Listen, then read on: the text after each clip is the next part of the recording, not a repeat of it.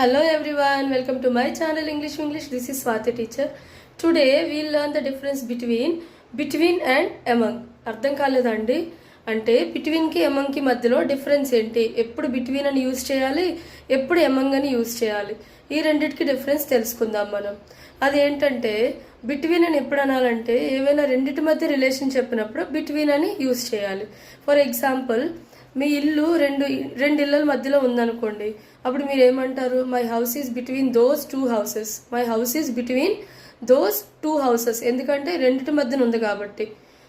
మరి చెప్పాలంటే ఇంకోలా కూడా అనొచ్చు, మీ ఇల్లు షాప్కి ఒక స్కూల్కి మధ్యలో ఉందనుకోండి, my house is between the school and the shop అని చెప్పొచ్చు అనమాట. అంటే రెండిటి మధ్య రిలేషన్, ఆ రెండిటి మధ్య ఉంది అని చెప్పడానికి.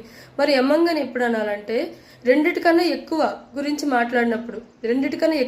మాట్లాడినప్పుడు వాటి మధ్య రిలేషన్ గురించి మాట్లాడినప్పుడు ఎమంగ్ అని అనాలన్నమాట. ఫర్ ఎగ్జాంపుల్, మీ ఇల్లు ఒక 4 ఇళ్ళ మధ్యలో ఉందనుకోండి, అప్పుడు మీరు బిట్వీన్ అనకూడదు. My house is between 4 houses అని అనకూడదు. My house is among the 4 houses. My house is among the 4 houses. ఆ 4 హౌసెస్ మధ్యలో మా ఇల్లు ఉంది అని చెప్పడానికి my house is among the 4 houses అట్లా అనాలి.